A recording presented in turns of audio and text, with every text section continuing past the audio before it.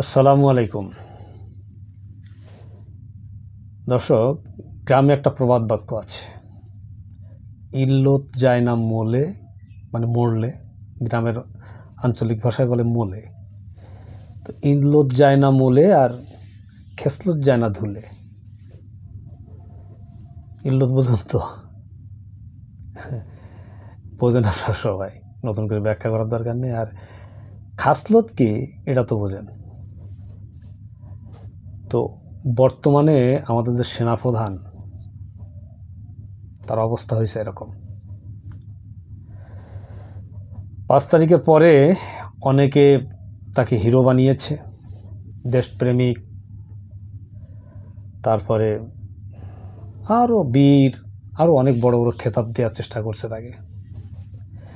কিন্তু যারা খেতাব দিয়েছে তারা একটা কথা মনে রাখে না, যে ওয়াকারের রক্তের মধ্যে আওয়ামী লীগ। তার রক্তের কণিকায় কণিকার মধ্যে আওয়ামী লীগ বিরাজমান। সুযোগ পেলেই একেবারে পদ্মগোখরোর মতো ফস করে সবল দিবে, এক সবলেই শেষ। আর আমাদের যে প্রধান উপদেষ্টা,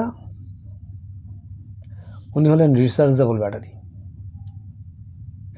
রিচার্জেবল ব্যাটারি তো সবাই বোঝেন, যে ওই যখন চার্জ ফুরিয়ে যায় একটু চার্জ দিতে হয়, দিলে আবার খুব সুন্দরভাবে চলে। তো ওয়াকারের বিষয়টা একটু বলি, তারপরে রিচার্জেবল ব্যাটারিতে আসি।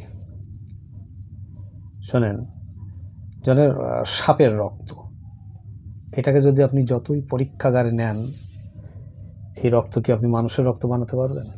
নাকি ওই রক্ত থেকে মানুষের কথা বলবে না। বাঘের রক্ত, এই রক্ত কি আপনি মানুষের রক্ত তৈরি করতে পারবেন? নাকি বাঘকে আপনি মানুষ বানাতে পারবেন মানুষের মতো? পারবেন না। ঠিক সময় মতো বাঘ তার চরিত্র বের করবে। আমাদের সেনাবাহিনীর প্রধান ওয়াকারুজ্জামানও ঠিক সেই কাজটি করছেন। উনি একটা করে ষড়যন্ত্রের জাল তৈরি করেন, জনগণ বুঝতে পারে, দেশবাসী জেগে ওঠে, আবার সেটা অফ করে দেন। এই জালগুলো করেন সবই শেখ হাসিনার পক্ষে, আওয়ামী লীগকে কীভাবে এদেশে এস্টাবলিশ করা যায় সেজন্য। প্রথমে আওয়ামী লীগকে এস্টাবলিশ করার চেষ্টা করছে, সেখানে ফেলিওর। তারপরে রিফাইন আওয়ামী লীগ আনার চেষ্টা করছে, সেখানে ফেলিওর।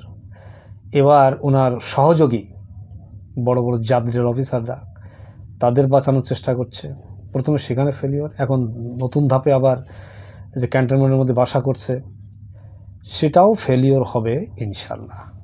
কারণ আর কেউ না থাকুক, আল্লাহর মার বড় মার, আল্লাহ শেষে মার দেন, ধরা সেখানে এবার খেতেই হবে। এমন একজন চিফ প্রসিকিউটর আমাদেরকে আল্লাহ দিয়েছেন, যাকে টাকা দিয়ে কেনা ওয়াকারুজ্জামান কেন পৃথিবীর কারোর পক্ষে সম্ভব না। আমরা তার জন্য দোয়া করি, আল্লাহ তার মনোবল, তার শক্তিকে আরও বৃদ্ধি করে দিক। তো যে কথা বলছিলাম, এই ওয়াকারুজ্জামানের চরিত্র আপনি কোনোদিনই বদলাতে পারবেন না। অনেকে বলছেন যে তিনি যদি রাজসাক্ষীর মতো হয়ে যান, তিনি এখন দেশপ্রেমিক হয়ে যান। অনেকে সেই রসুল সাল্লাল্লাহু আলাইহি সাল্লামের যুদ্ধের কথা বলেন, যে মক্কা বিজয়ের আগে অনেকে বড় বড় পাপ করেছে। হ্যাঁ, তারপরে আবার হিন্দার কথা বলেন, যে হিন্দা হামজা রাদিয়াল্লাহু তাআলা আনহুর কলিজা চিবাই খেয়েছিল, পরে মুসলমান হওয়ার পরে রসুল সাল্লাল্লাহু আলাইহি সাল্লাম তাকে মাফ করে দিয়েছেন। তাও এরকম যদি ওয়াকারুজ্জামান পূর্বের তার কাজগুলো সব ভুলে গিয়ে দেশপ্রেমী হন, তাহলে সেগুলো তাকে মাফ করা হবে, ইত্যাদি ইত্যাদি। কিন্তু আসলে তিনি সেই ধাঁচের নন।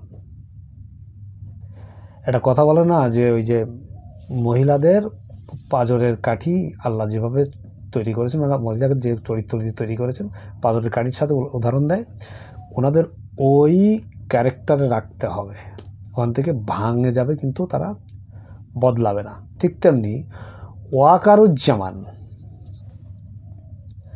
ওয়াকারুজ্জামান তার ক্যারেক্টার থেকে জীবনেও বদলাবেন না। উনি মাঝে মাঝে সাধু সন্ন্যাসী সাজবেন, কিন্তু সাধু সন্ন্যাসী হবেন না। কারণ বুঝতে হবে যে শেখ হাসিনা তার পরমাত্মীয়। শেখ হাসিনাকে বিদায় দেওয়ার পর তিনি যে মনোকষ্টে আছেন, তিনি যে তার হৃদয়ে যে রক্তকরণ হয় প্রতিনিয়ত, এইটা তো আমাদের বুঝতে হবে। ওই জায়গায় আপনি থাকলে হয়তো আপনিও একই কাজ করতেন, আমিও থাকলে হয়তো একই কাজই করতাম, নাকি? করতাম কিনা জানি না, তবে ওয়াকারুজ্জামান করবে, তার অনেকগুলো প্রমাণ ইতিমধ্যে দিয়েছে। আজকে দীর্ঘ কয়েক 2 বছর হয়ে গেল, প্রায় এই 2 বছরের হতে গেল, এর মধ্যে তিনি তার ক্যারেক্টার থেকে বের হতে পারলেন না। সুতরাং কোনোভাবেই ওয়াকারুজ্জামানের রক্ত চেঞ্জ হবে না। রক্ত কথা বলবে। এটা আওয়ামী লীগের রক্ত, শেখ হাসিনার আত্মীয়ের রক্ত। তার ঘরের মধ্যে শেখ হাসিনার বোন, বাসায় গেলেই তো তার কানের মধ্যে, বাইরে যতই আপনি এসে ভালো হওয়ার চেষ্টা করো, বাসায় গেলেই তো ওই জিনিসটা তার কানের মধ্যে ঢুকে যায়, পিন পিন পিন পিন করে কানের মধ্যে ঢুকায়। সে কে ঢুকায়? আওয়ামী লীগের রক্ত। রক্তে কথা বলে। আর আমাদের প্রধান উপদেষ্টা, যে বলেছিলাম না প্রথমে, যে উনি একটা রিচার্জেবল ব্যাটারি। উনি তো আন্দোলন করেননি, এই বিপ্লবের সাথে উনি ছিলেন না, বিদেশে ছিলেন। জনগণ এনে বসাই দিল, একেবারে দাম দাম করে দেশকে অনেক কিছু করে দেবো, খুব বড় বড় কথা বললো। তারপরে আস্তে করে চার্জ কমতে থাকে, আবার সবাই মিলে একটু ধাক্কা দেয়, উনি আবার চার্জ পান, আবার চার্জ নিয়ে আবার কিছুক্ষণ মেরে দণ্ড সোজা করে। তারপরে আবার লন্ডনে যান, গেছির গানে আবার চার্জ ফুরাই চলে আসে, আবার জনগণ ধাক্কা দিয়ে চার্জ দেয়, উনি আবার চার্জ দিতে পারেন, আবার অন্যরকম ভূমিকা নেয়। এইভাবে একবার করে উনি চার্জ ফুরায় যান ওনার, আর জনগণ ওনাকে ধাক্কা দিয়ে চার্জ দেয়। ভাই এইভাবে আর কতদিন? এই রিচার্জেবল ব্যাটারি দিয়ে তো হবে না।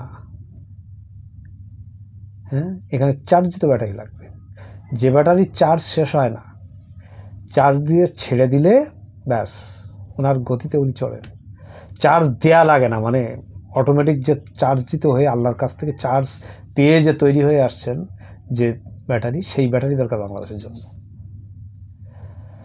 তা না হলে সোজা হবে না। অনেকে বলে উনি ঠান্ডা মাথার খেলোয়াড়।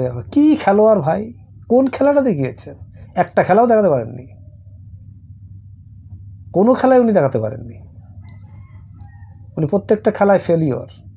না উনি একটা উপদেষ্টাকে বদলাতে পেরেছেন, না উনি উপদেষ্টা নিয়োগ দিতে পেরেছেন ওনার মত মতো, জনগণের মত মতো, না উনি জনগণের মত মতো কোনো সিদ্ধান্ত নিতে পেরেছেন।